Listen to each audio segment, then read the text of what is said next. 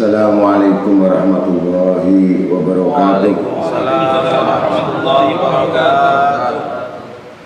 A'udzu billahi alim minasyaitonir rajim. Bismillahirrahmanirrahim. Alhamdulillah subhanalladzi an'amana bi ni'amihi wa kamihi al-'azima wa ni'amihi al-jasimah wa ilmiyati wa amaliyati wa ibadil jazilah wa wa'idihi al-jamilah.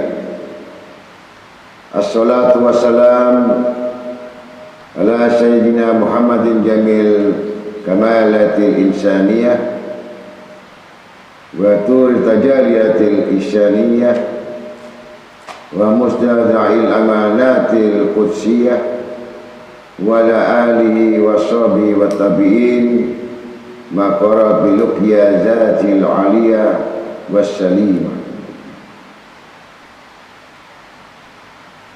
Asyhadu an la ilaha illallah wa la syarika lah rabbul alamin min ibadika alladzi laisa lahu alaihim sultanun wa janibna al-hawal murdi.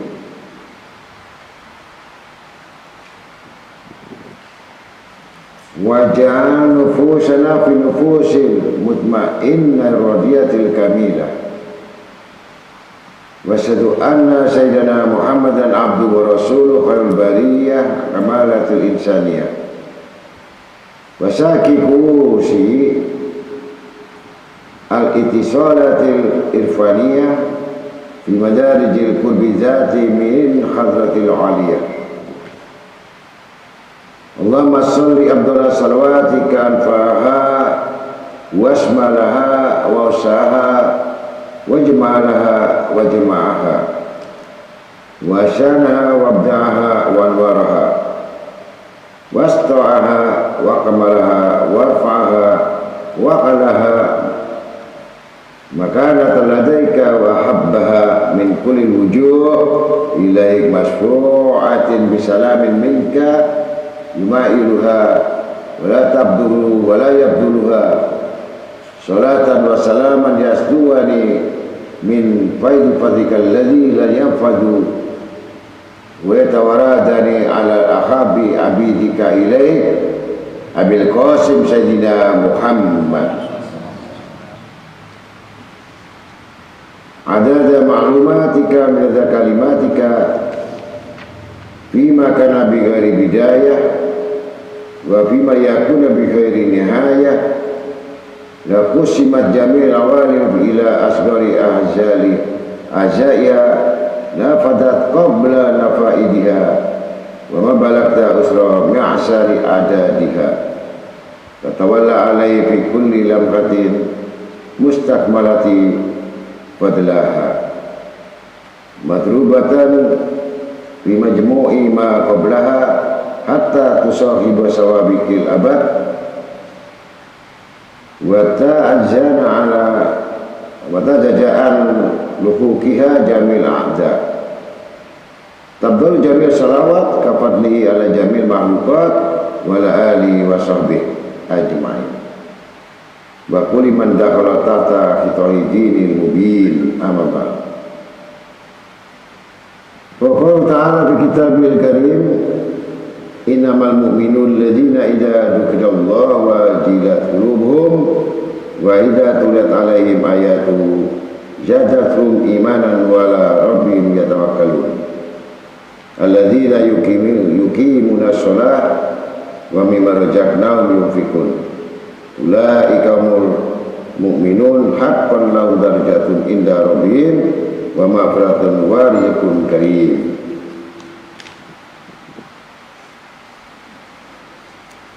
Rawa Abu Lais Asmarodondi an sanad Abu Baidah radhiyallahu an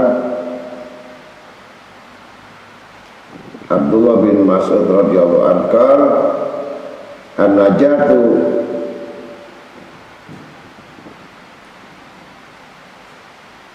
fisnataini taqwa wan niyah wal halak fisnatain al-qunut wal ijab. Sadaqallahul azim wa rasulih. Alhamdulillah, kita sama-sama pada hadir khususnya pada hari Rabu malam Kamis, yang mana malam ini kita sudah dianggap menunaikan kewajiban-kewajiban yang mana kita semuanya sudah hadir. Mudah-mudahan Allah Ta'ala mengampuni dosa-dosa kita, dosa kedua orang tua kita, dosa keluarga kita, dosa anak-anak dan zuriat kita, dan sahabat-sahabat dari orang tua kita, semua yang bertalian, yang bersambung dengan nasab dengan orang tua kita.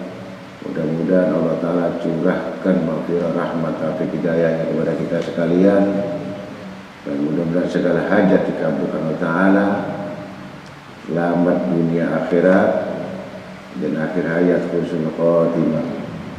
Salawat serta salam dan pujian kepada baginda Nabi Syafi', Nabi Musyafa', Nabi Awal, Nabi Akhir, Nabi Muhammad sallallahu alaihi wasallam bersama keluarga dan ahli keluarganya semuanya. Mudah-mudahan kita semua termasuk golongan-golongan yang mengikuti jejak-jejaknya daripada orang-orang soleh yang semua bertujuan mengikuti jejak Nabi Muhammad SAW, sehingga kita masuk surga nanti di dalam belakang dan benderanya Nabi Muhammad SAW. Amin ya rabbal alamin. Malam ini kita sudah mendapatkan apa yang dimaksudkan tentang kewaspadaan. Waspada ini sebenarnya adalah bentuk arti wara, hati-hati. Tapi banyak yang tidak diketahui orang terjerumus sehingga tidak bisa mendapatkan sesuatu apa yang disebut hati-hati.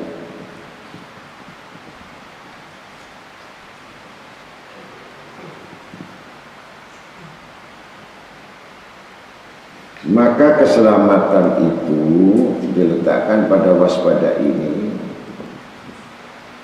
Yang pertama harus niat, yang kedua baru takwa. Tapi orang yang tidak waspada tadi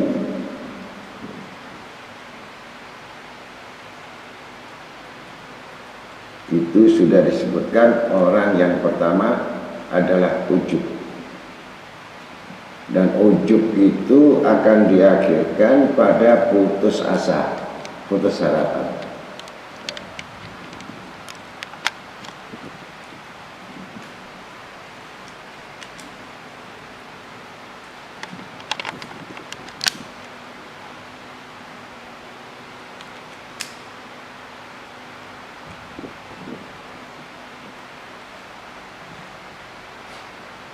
Maka itu untuk menghilangkan segala sifat-sifat itu yang namanya waspada. Dalam kisah Umar bin Abdul Aziz jika hendak berkhutbah, khawatir akan timbul ujub, ia akan menghentikan khutbahnya, dan bila menulis karena takut ujubnya, maka ia robek tulisannya dan selalu berlindung dari perkara-perkara yang terpleset daripada sifat hati-hati. Ini Allahumma inni a'udzubika min syarri nafsi. Ya Allah, aku berlindung dari kejahatan pada diriku dan nafsuku.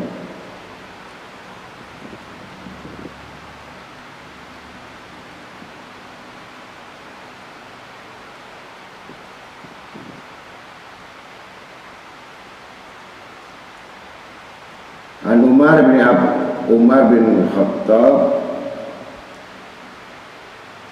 qal inna min salahi taubatika an taqrifa dzanbaka wa inna min salahi amalika an tarfudu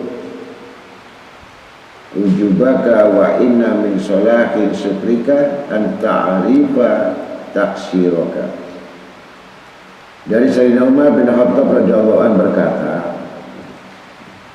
sesungguhnya kesempurnaan taubatmu bila engkau selalu ingat akan dosa-dosamu. Ini orang waspada. Dan kesempurnaan amalmu harus menghindarkan sifat-sifat ujub atau sombong diri. Dan kesempurnaan syukurmu ialah menyadari kekurangan-kekurangan pada diri sendiri. Dalam riwayat Wahab bin Munabbih radhiyallahu anhu berkata, dahulu kala ada seorang yang beribadah selama 70 tahun, berbuka hanya tiap hari Sabtu, kemudian berhajat kepada Allah, tetapi tidak dikabulkan oleh Allah Subhanahu wa ta'ala. Maka ia menyesali dirinya sendiri. Tiba-tiba malaikat itu turun dan berkata kepadanya, hai anak Adam,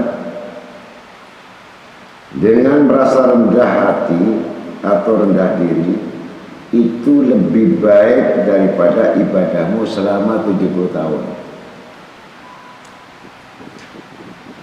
Jadi kalau ibadah itu ada riya, ada ujub, ada bangga, itu masih lebih bagus. Dengan sifat rendah hati itu lebih baik daripada ibadah 70 tahun.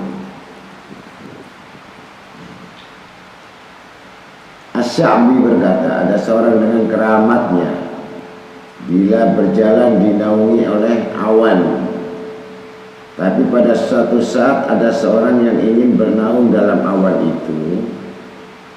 Orang yang karomah, yang keramat itu merasa ujub. Maka tidak lama kemudian awan tersebut berpindah kepada orang yang dihina tadi, yang direndahkan. Bahkan Ummul Mukminin Sayyidatina Aisyah radhiyallahu anha ketika ditanya seseorang, kapankah aku mengetahui bahwa diriku telah berbuat baik? Dijawab oleh Sayyidatina Aisyah radhiyallahu anha, apabila kamu merasa belum baik. Merasa belum baik. Dan kapankah aku mengetahui bahwa aku ini buruk atau jelek? Dijawab, jika kamu merasa dirimu baik dalam beribadah tetapi tidak menggunakan syariat yang dikehendaki, maka menimbulkan sifat ujub dan sombong diri. Dalam riwayat lagi Mutarid bin Abdullah berkata, bila saya tidur semalam lalu pagi-pagi bangun merasa menyesal, itu lebih baik daripada aku bangun semalam suntuk lalu aku ujub pada pagi harinya. Abu Lais radhiyallahu anhu berkata, siapa yang ingin menghilangkan rasa ujub dengan amal, maka hendaknya melakukan 4 macam cara.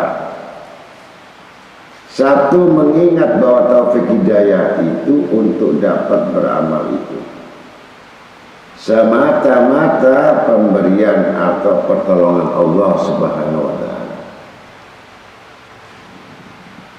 Kedua, mengingat bahwa segala nikmat yang diterima semata-mata dari karunia Allah Subhanahu wa ta'ala.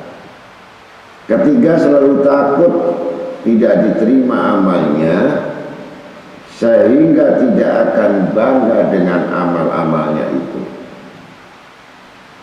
Banyak orang yang bangga amalnya, belum tentu dia tahu apakah diterima atau tidak amalnya.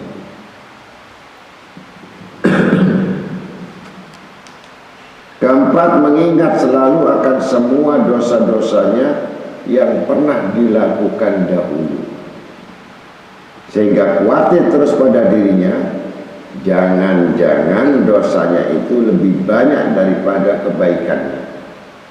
Disebut muhasabah.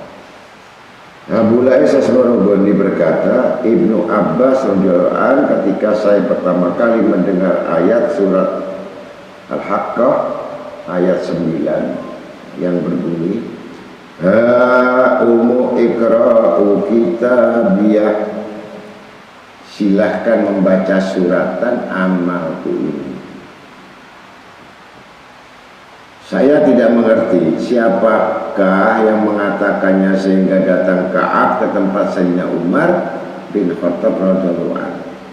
Ketika saya berada di sana, lalu Sayyidina Umar berkata, "Hai Ka'ab, ceritakan kepada kami cerita yang mirip dengan isi kitab Allah." Lalu Ka'ab berkata, "Kelak Allah akan membangkitkan semua makhluk di lapangan yang luas, dapat terlihat oleh mata semuanya, juga dapat mendengarkan suara kepada mereka semua. Lalu masing-masing kaum akan dipanggil dengan pemimpin yang mengajar mereka, baik yang benar maupun yang sesat. Lalu dipanggil pimpinan yang baik benar-benar sebelum kawan-kawannya, lalu yang maju dan diserahkan catatan suratan." Suratan amal. Ada yang menerima dengan tangan kanan dan ada yang menerima dengan tangan kirinya. Sedang dosa-dosanya disembunyikan, maka ia baca sendiri. Kalau amalnya baik, ia akan masuk surga.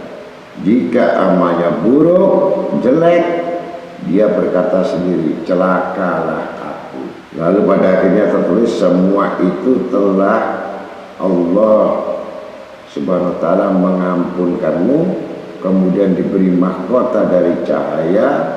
Sebaliknya jika ia memimpin kesesatan, bila ia dipanggil akan diserahkan suratan amalnya dengan tangan kanan, tetapi dengan tiba-tiba tangan kanannya terbelenggu di lehernya, sehingga tangan kirinya menerima sambil diputar sambil dibalik punggungnya, lalu diputar lagi lehernya sampai datang putusan dapat siksa dan berubah wajahnya menjadi hitam kelam.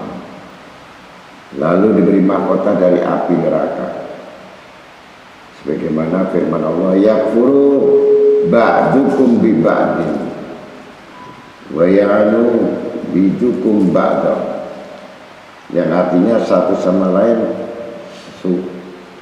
mengutuk, saling mengutuk, dan kafir mengkafirkan. Lalu ia berkata, terimalah kabar bahwa masing-masing akan mendapatkan seperti aku ini.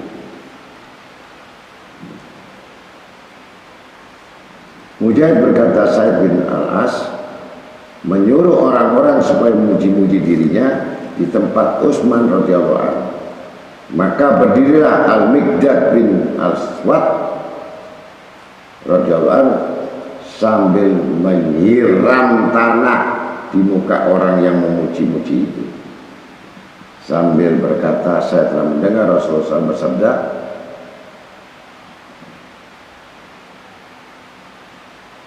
ahsyud roba fi wujuhi lil madahid. Rasulullah bersabda, siramkanlah tanah di muka orang-orang yang memuji orang. Ada orang memuji orang itu, ya, disuruh nyiram tanah. Kalau perlu pakai minyak gas.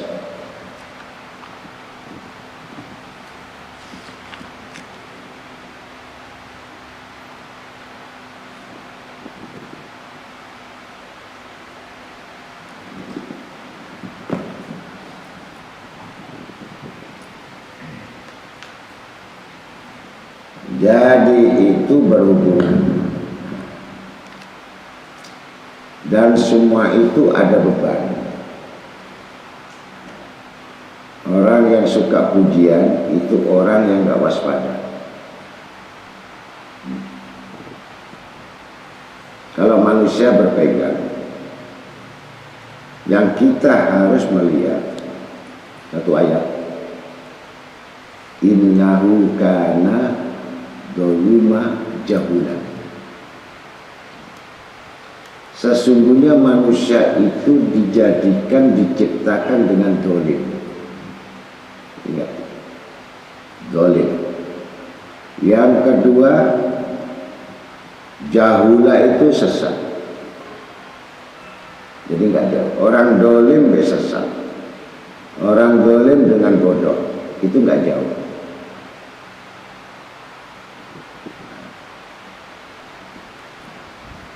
Maka kita megang dengan perkara 3 hal, pasti selamat.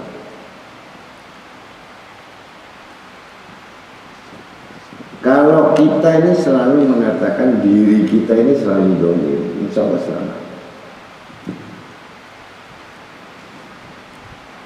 Kalau kita merasakan amal saya baik, amal saya banyak, itu pasti nggak selamat.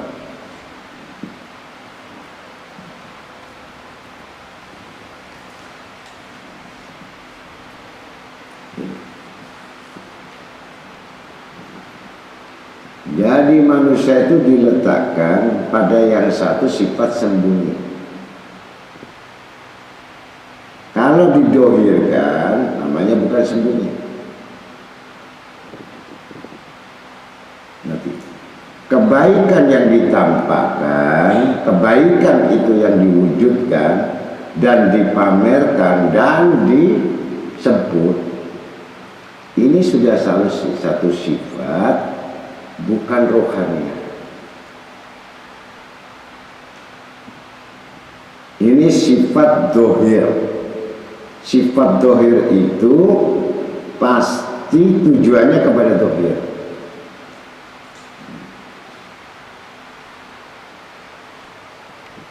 Kalau yang diomongkan dohir itu pasti tujuannya untuk menginginkan yang dohir. Bohong kalau dia ngomong rahasia.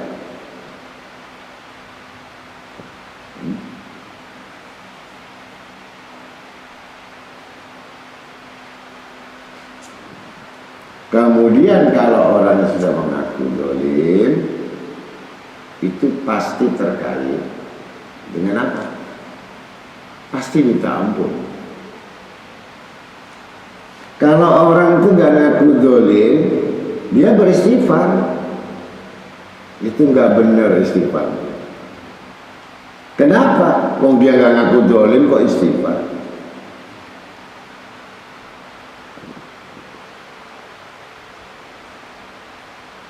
Andai kata Nabi Adam itu alaihissalam tidak mengaku dolim,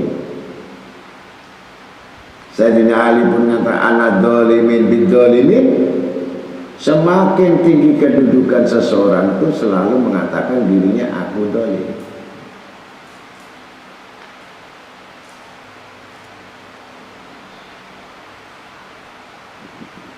Maka terjadilah efek itu yang sudah tahu bahwa dirinya dolim. Nah, dolim sudah kan dijadikan dolim. Perbuatannya mendolimi diri sendiri, nambah. Kalau tidak ini, luput yang nomor 3, mendolimi orang lain. Nggak sadar. Dan apa yang dilakukan ini nggak sadar, bukan orang sadar, nggak sadar. Jadi dia sendiri nggak tahu kalau dia dolim itu. Tapi dia merasa dinasihati, dia marah. Kalau dia dipuji bangga, itu aja sih. Ini tanda-tandanya orang yang mendolimi dirinya sendiri. Nasihat baik marah.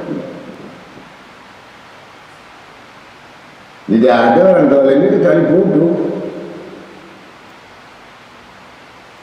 Orang bijak makin suka dia dan makin merenung, kemudian makin menjalankan nasihat itu. Jadi bermain saja. Apakah saya nyari dolim atau mendolimi diriku, diri sendiri, atau melihat orang lain? Itu tiap hari bermain-main saja. Kalau dia mengatakan bahwa dia dolim, pasti mendawam istighfar.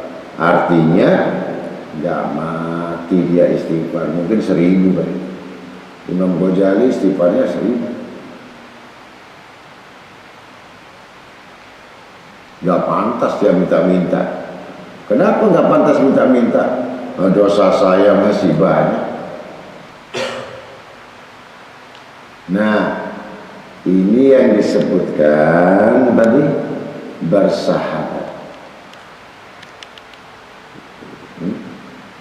Bersahabat ini kamu mendolimi atau didolimi?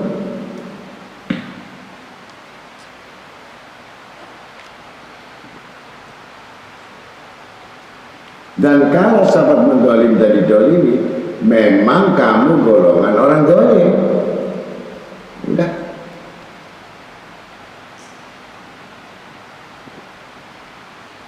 Jadi yang mendolimi didolimi ini sama gitu. Cuman beda warnanya gitu. Hitam sama putih, tapi dekat. Ini putih, ini hitam. Kalau campur namanya abu-abu.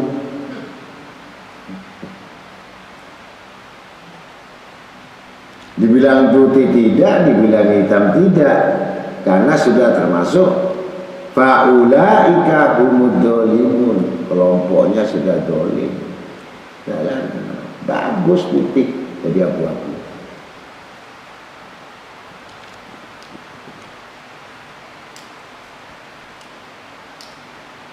Yang sudah diputuskan ini tadi sahabat, waspada, dia tahu 3 bagian. Apa dolim? Mendolimi. Kalau dia tahu dolim, maka dia langsung berdoa kepada Allah Ta'ala seperti hanya doanya Nabi Adam, Rabbana dzalamna anfusana wa illam taghfir lana wa tarhamna lanakunanna minal khasirin. Diulang-ulang. Bukan sekedar hanya berbicara atau berkata dengan lisan. Pengakuannya.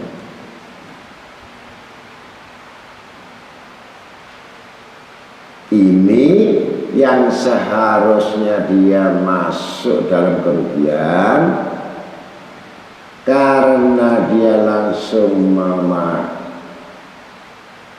memakai kalimat kata-kata saya dolim, maka meluncurlah air mata ketika menyebutkan wa illam taghfir lana. Ketika mengatakan dolimnya itu belum nangis. Ketika waliyam taghfir lana wa illam taghfir lana, baru keluar air mata. Tersedak-sedak tenggorokannya Ketika ditambahkan watarhamna, baru betul deras air mata. Ini tanda-tanda orang beriman yang sudah mengakui dirinya zalim. Ini hilang semua sifat-sifat buruk. Ini yang disebut takdir mu'allaq.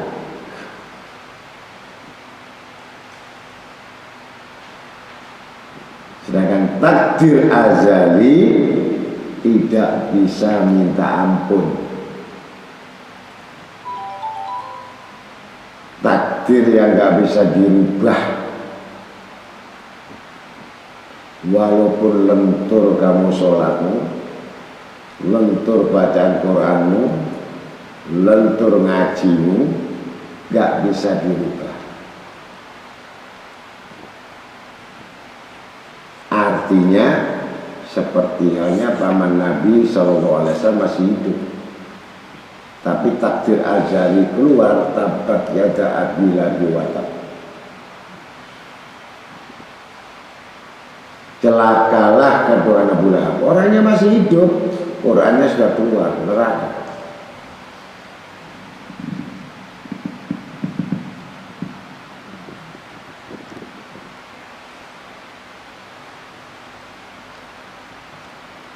Ini namanya takdir azali.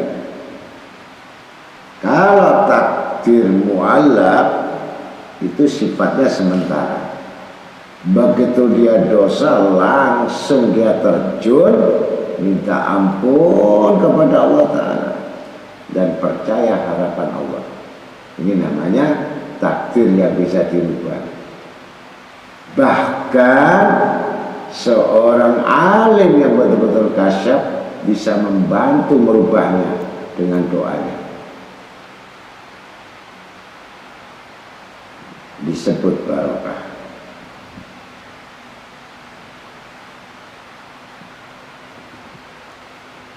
Ini takdir mu'allaq, bukan mu'allaf, mu'allaq. Kok takdir yang sementara. Jadi ukurannya bukan kamu banyak zikir, banyak sholat, banyak tahajud, banyak ini, tapi takdir memutuskan kamu neraka.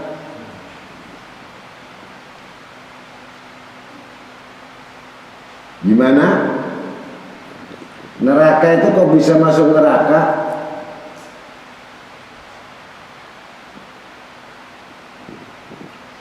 Pertama, dia itu tidak pernah mengetahui musuhnya. Takdir azali itu nggak pernah dia mengetahui musuhnya. Kalau pertama dirinya, kalau kedua itu nafsunya, yang ketiga itu setan, ya iblis, yang keempat dunia. Ini musuhnya nggak tahu dia. Luput ini kena yang dua, dua luput kena yang tiga, tiga luput kena dunia. Luput.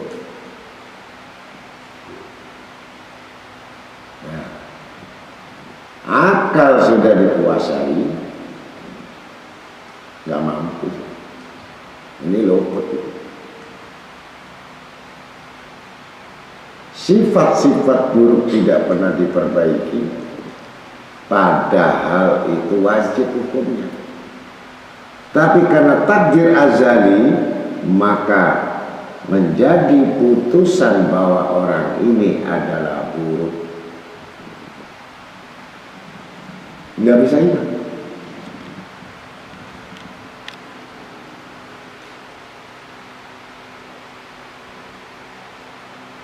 Jadi hati sudah dikuasai iblis, hati sudah dikuasai cinta dunia, hati sudah dikuasai oleh nafsu, akal kebelenggu, nggak mampu, habis.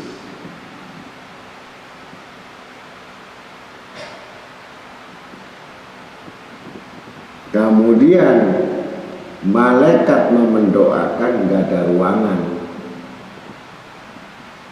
karena ruangannya ini sudah dijaga sama iblis, rumah nafsu. Ini iblis yang menjaganya. Nah, sedangkan hati ini yang suci, yang ikhlas, yang bersih, ini malaikat. Ini didoakan. Kalau hati tadi diisi ria, ujub, pamer, ya, bangga amalnya, ini sudah rumah dikuasai iblis. Jadi malaikat menolong, mendoakan nggak bisa, nggak mau. Kata si malaikat, mana tempat saya?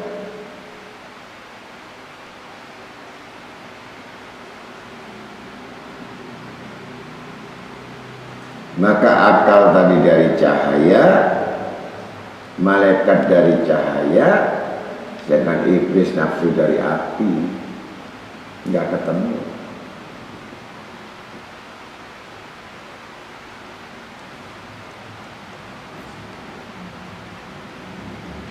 Nah, ini yang masih belum diputuskan, disebut takdir mu'allaq. Itu bisa dirubah. Kuncinya cuma taat. Kalau tidak taat, tidak nurut, berarti dia menuju takdir azali.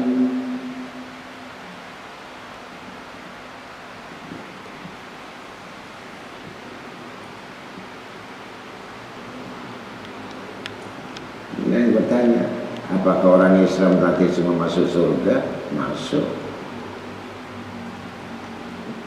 Semua itu orang gak sembahyang, Islam baca syahadat, nanti masuk surga. Asal sudah mengesahkan, bersaksi. Permasalahannya, kalau dosanya tadi satu sholat misalkan 1000 tahun, 60 tahun hukumannya, kali 5 300 tahun, kali setahun berapa?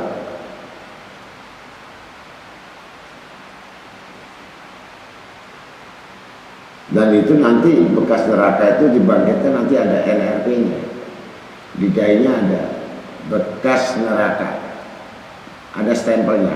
Jadi surga nanti kelihatan, ini orang bekas neraka, kelihatan bekas narapidana, kayak tato itu ya. Tapi masuk neraka dulu. Ini orang fasik, nggak sholat. Ya, orang munafik ini kan orang sholat. Orang munafik itu ngaji. Jangan dipikir nggak ngaji. Bahkan kiainya bisa munafik.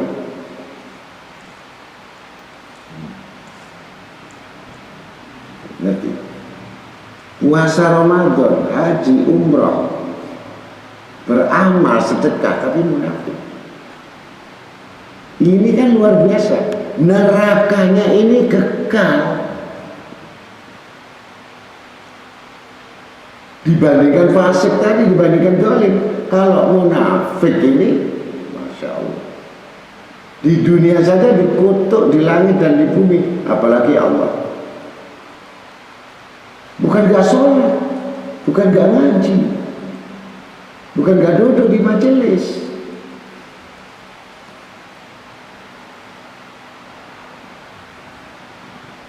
Yang mabuk-mabuk, dosanya mabuk tadi ini, ketika dia masuk karena zikir masuk surga, walaupun dicemplungkan dulu di neraka, tapi munafik.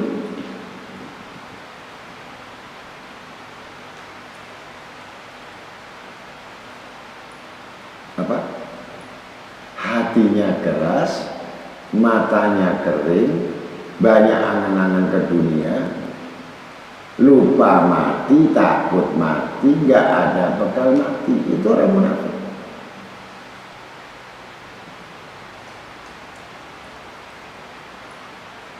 Jadi renungkan. Jadi kalau orang ngaji itu merasa aman pasti surga, kalau memang betul-betul tujuannya itu ke Allah,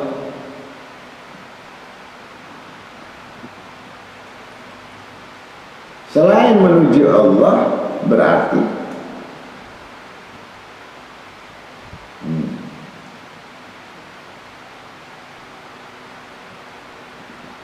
kalau nggak bicaranya bohong, ingkar janji. Kalau nggak ingkar janji, khianat. Kalau nggak khianat, banyak alasan. Ini orang mana?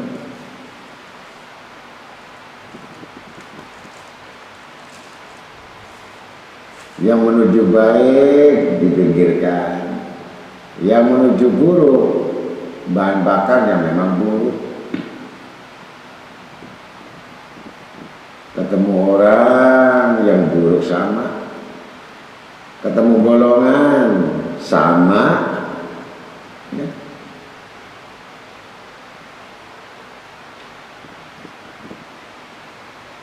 Ini yang disebut munafik. Kau pikir orang yang ngaji itu gak munafik? Di Medina, Nabi Muhammad SAW sampai terkejut. Ya Muhammad, kata Allah, di Medina keliling kamu yang dekat-dekat sahabatmu kebanyakan itu orang munafik semua.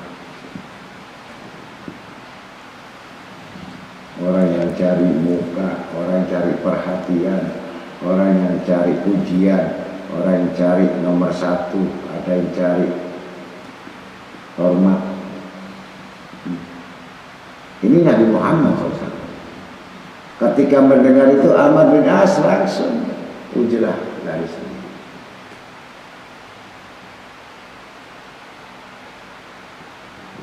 Bahkan Allah berfirman kepada Nabi Muhammad, ya Muhammad, kamu nggak tahu. Aku tahu siapa-siapa mereka itu yang mendekati kamu. Ini Nabi Muhammad SAW.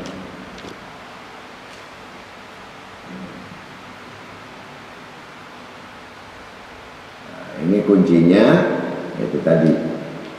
Kalau ngaku zalim, insya Allah tidak akan putus. Bahkan Rabbana Zalamna menjadi satu wirid, bukan satu dua saja, wiridan sampai betul-betul ya terhimpit dadamu sesak karena mengaku atas kezaliman. Udah minta pengampunannya, minta dikasihannya, ya. Lana kunana, nah, sekali dan jangan kau jadikan kami ya Allah golongan orang rugi.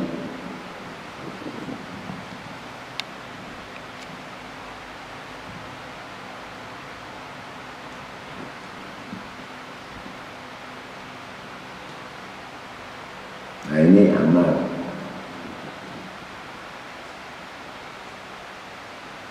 Nanti pertemuan-pertemuan tadi, ya sekarang kamu bisa dekat ilmu itu dengan amal. Itu perjalanannya 700 tahun.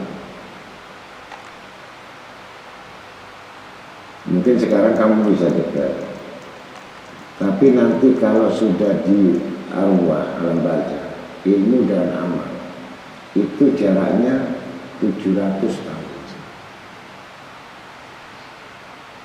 perjalanan. Itu ditempuh dengan kuda yang cepat lari. Itu riwayat Ibnu Abbas. Riwayat yang lain 500 tahun, 1 derajat kedua. Padahal ilmu dan amal ini bedanya 500-700 derajat.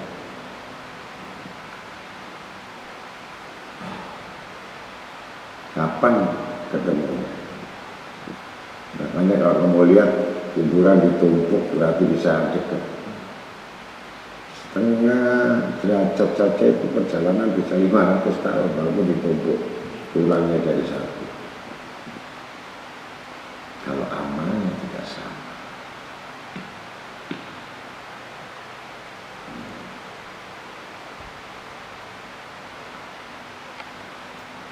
Nah, jadi jangan tertipu dengan dunia ini kan.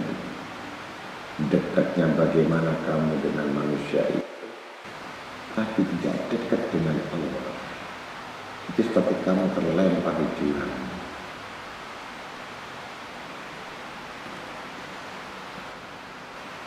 Secara fisik kamu dekat, tetapi secara hakikat kamu jauh. Karena hatimu selain Allah. Gitu. Maka hadirkan hatimu di Allah, maka ketemu Allah dan Allah. Bukan tauhid.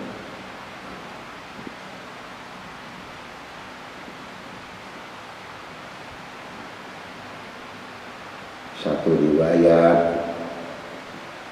daripada satu wali kutub yang namanya Al-Imam Abu Hasan As-Sadili. Al-Imam Abu Hasan As-Sadili itu orangnya yang sudah kalau ketemu manusia lari. Kalau aku ketemu seseorang akan merusak ketuhanan.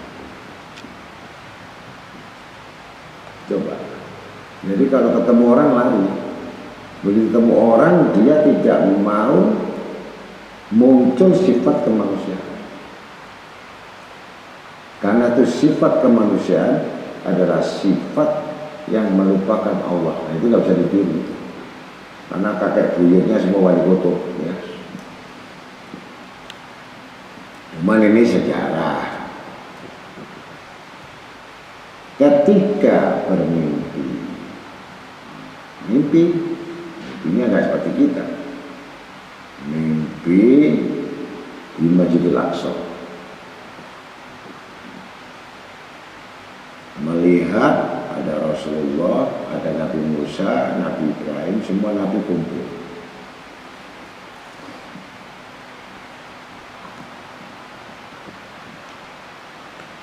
Kemudian Nabi Isa bertanya kepada Nabi Muhammad SAW. Ini mendengar dialognya Nabi-Nabi ini dengar sama Abu Hasan As-Sadili.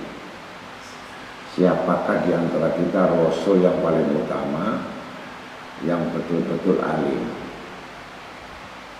Kata Nabi, nggak ada. Masa Nabi Musa nggak alim, Nabi lantas siapa kalau andai kata engkau ya Rasulullah ada Nabi yang ke-26, misalkan kau ditunjuk, kalian semua tidak akan bisa menyamai dengan kealiman Imam Ghazali.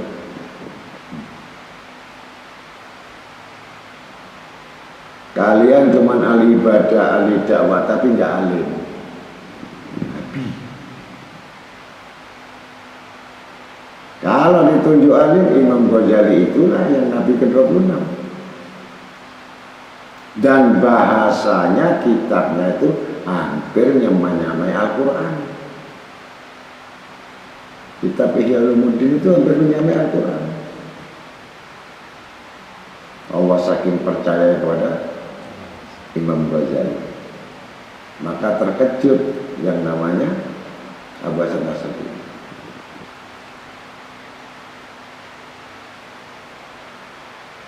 Kalau begitu ya Rasulullah, kata Nabi Musa, jadikanlah kami umatmu agar aku bisa ketemu sama Imam Ghazali. Minta jadi umatnya. Jadi Nabi Musa ingin jadi umatnya Nabi Muhammad SAW.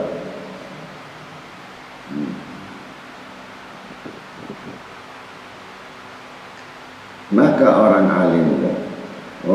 alim fakih itu lebih ditakuti daripada yang lain-lain. Si iblis pun takut, asal fakih. Bagaimana sejarahnya? Ya tentu orang yang suka mencari ilmu, yang terus mencari ilmu itu sampai ke Kairo, sampai ke mana Mesir, keliling terus, yang namanya bahasa asli nggak kenal malam siang. Dan ada berita di situ ada wali kutub, maka dia lari. Ternyata di kota itu dilihat tidak ada wali kutub. Dia belajar di Mekah lagi 3 tahun, 8 tahun, merasa tidak puas, belum terbukanya ilmu.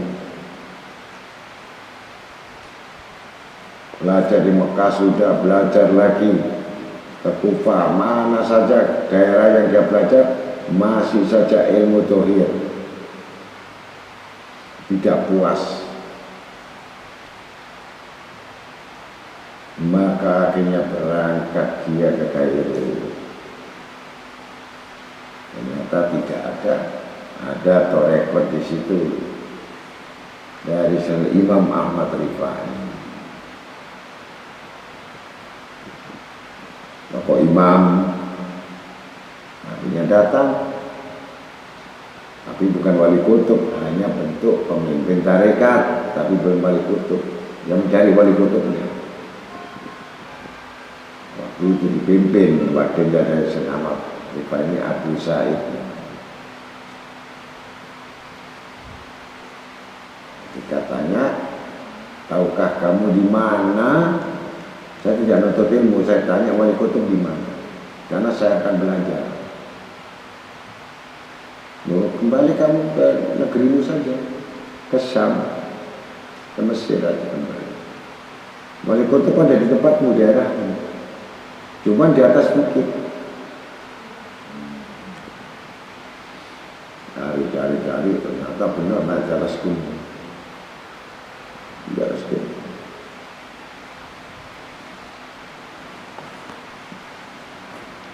Yang sudah kasat ini masih belajar ilmu lagi. Ketika sebelum datang mimpi dulu. Yang wali kutubnya nanti ada seorang cucu Rasulullah bin ini sampai bin Fatimah. Dan mulut tua itu langsung, ya Ali, ya Abu Hasan Asadili bin Muhammad bin Alwi bin Ahmad, ini sampai pada bingung, sampai datuknya itu sampai 25 tahun.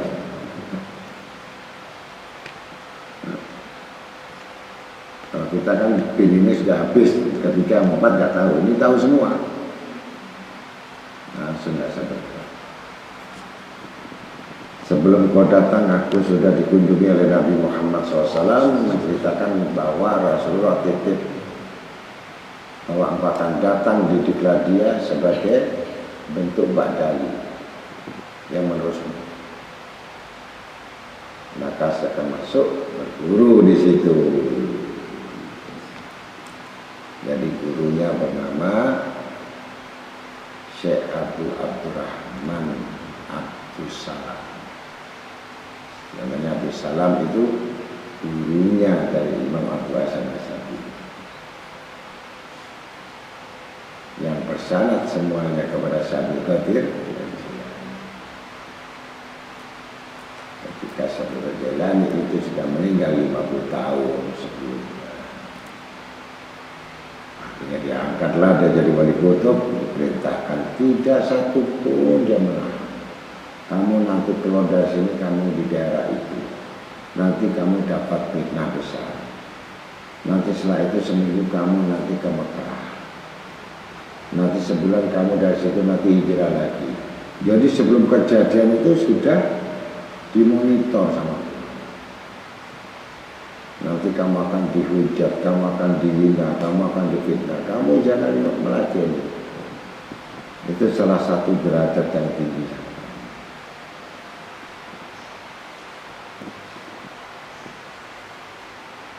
Itulah sampai sekarang semua kalangan habaib, rata-rata semuanya banyak mengikuti tarekat Asadiliyah. Bahkan hijab yang dikeluarkan hijab Asyadili yang kita keluarkan Hikam Asyadili itu wali kutub.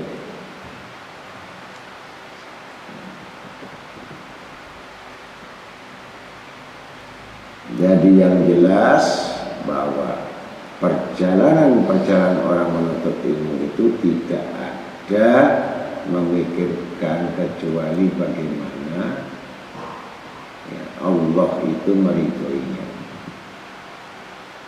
Ketika kamu menuju jalan, menuju Allah, dunia singgah di hatimu, maka apa kata sebuah saya, celaka. Pantas tempatku ini adalah orang-orang yang masuk neraka. Padahal cuma mampir. Itu kita nggak ikutin. Yang jelas kita ini mentaati saja. Bagaimana caranya kita riyadhah, bagaimana kita menjalankan, bagaimana cara ibadah.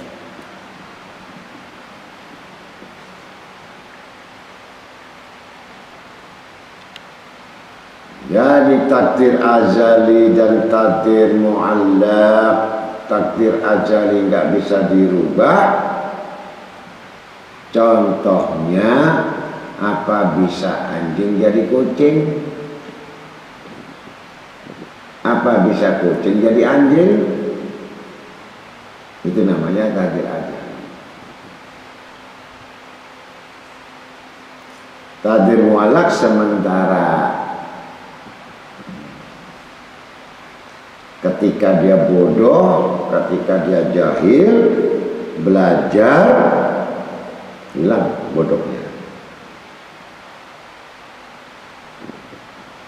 Dia betul-betul ingin belajar, ingin maju, ingin bisa, hilang.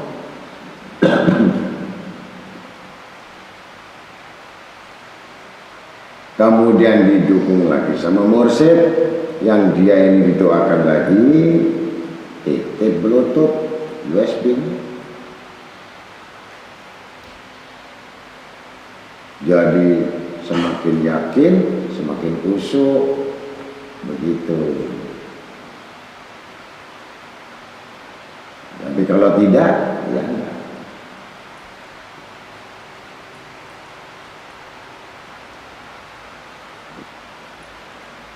Yang jelas 4 perkara tadi. Bagaimana kamu waspada antara siaga, waspada 1, waspada 2, siaga.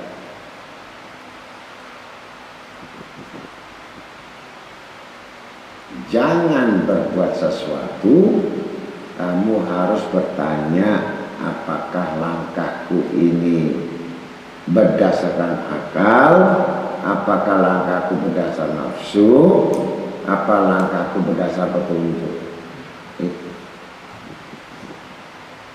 Kadang-kadang nafsu itu menerjang, kadang-kadang akal menerjang, petunjuk tidak. Benar pada saat itu, tetapi kamu tidak tahu akhirnya.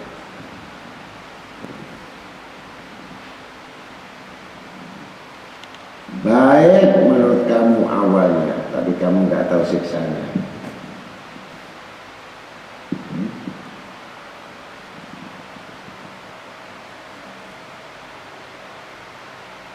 Kalau orang tahu, ya. Enggak.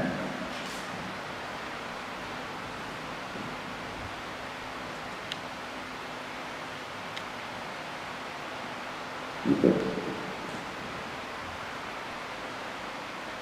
Kenapa murid yang jadi itu? Enggak. Al-Imam Habib Umar Abdul Rahman Al-Hafaz. Itu contoh. Arab desa Al-Ajam, bukan Habib.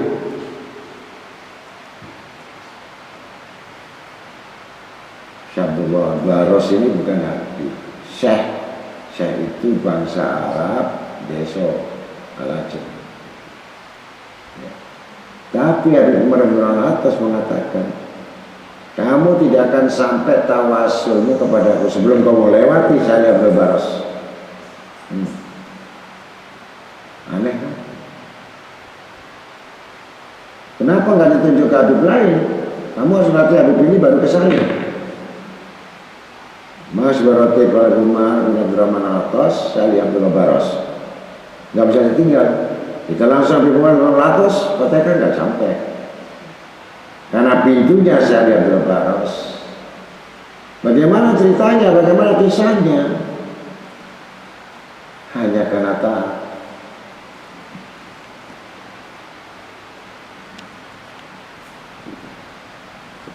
Bagaimana taatnya?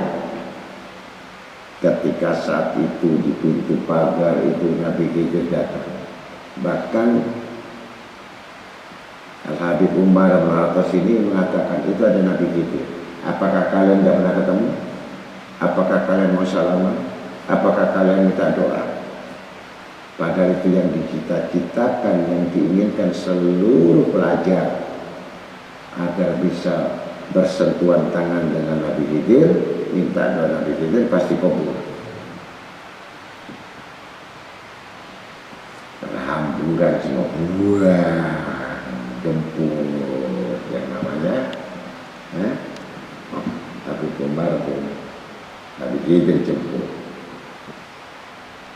Saya lihat tegas, duduk, diam. Dunia tanya, kenapa kamu gak ikut-ikut juga? Itu ngomong Nabi Khidir datang. Tidak, guru saya di sini saja.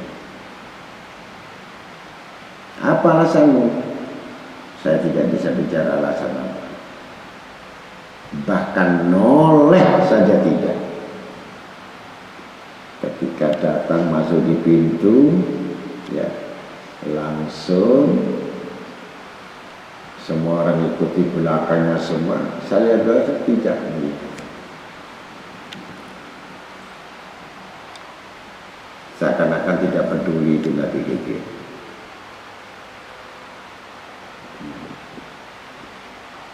Akhirnya sampai masuk ribut semua, mengikuti semua.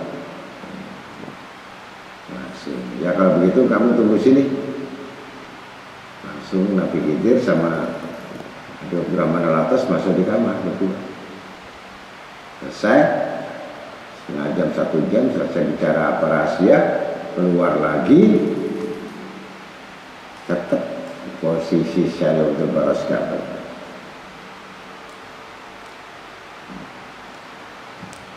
Kemudian langsung ditinggal, diikuti lagi semua cium tangan ini, semua sampai di pagar.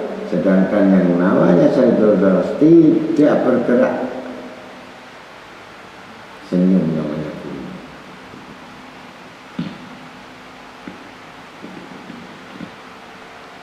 Maka ditanya, apa alasanmu sehingga kamu itu kok tidak menghormati Nabi Khidir? Kamu gak minta doa Nabi Khidir, kamu kok tidak berbuat Nabi Khidir? Pertama, saya ilmunya guru saja nggak mampu, apalagi ilmunya Nabi Khidir. Ilmunya guru saja saya nggak mampu, apalagi Nabi Khidir. Itu Nabi, bukan tingkatan saya. Yang kedua, dia datang Nabi Khidir itu bukan untuk saya atau untuk anak-anak. Dia datang pertama untuk guru, bukan urusan saya. Ini yang kedua. Yang ketiga, ma musyafaha indal ulama wa syafa'a ila nabi. Barang siapa yang salaman dengan ulama itu sama dengan salaman pada Nabi Muhammad. Hadis. Kan tadi guru sudah salaman sama Nabi Khidir. Saya salaman sama guru sama kan? Saya salaman Nabi Khidir. Tidak. Kalau begitu kamu adalah murid di antaraku yang menjadi khalifah. Semua sir Nabi Khidir semua itu ada padamu. Kau sudah dapat ilmunya Nabi Khidir semua. Kenapa? Bukan fanatik. Alasannya itu tepat, bukan urusan saya. Tapi guru perintah. Perintah guru itu harusnya manusia yang cerdas berpikir. Kalau disuruh menyambut, saya menyambut, tapi saya persilahkan di hadapan guru, saya tidak ikut campur yang bukan urusan. Tapi kenyataannya mereka sudah ngepung semua sama Nabi Khidir. Padahal Nabi Khidir minta bicara 4 mata. Sudah nggak ada akhlaknya. Makanya tadi Imam Abdullah Barak belajar ilmu 20 tahun, atas 10 tahun, tapi belajar akhlak 30 tahun nggak lulus-lulus. Sedangkan saya Baras tadi hanya dengan tindakan yang bijak itu sampai dimasukkan dalam tawasul, tidak akan sampai Fatihahmu kepadaku kecuali kamu melewati jembatan dulu, pintunya saya Baras. Begitu pula kata Rasulullah SAW, kau tidak akan bisa masuk rumahku sebelum kau buka pintunya Sayyidina Ali. Jadi ketok dulu yang nanya pintu Sayyidina Ali, baru kamu bisa bertemu dengan Rasul SAW. Assalamualaikum warahmatullahi wabarakatuh.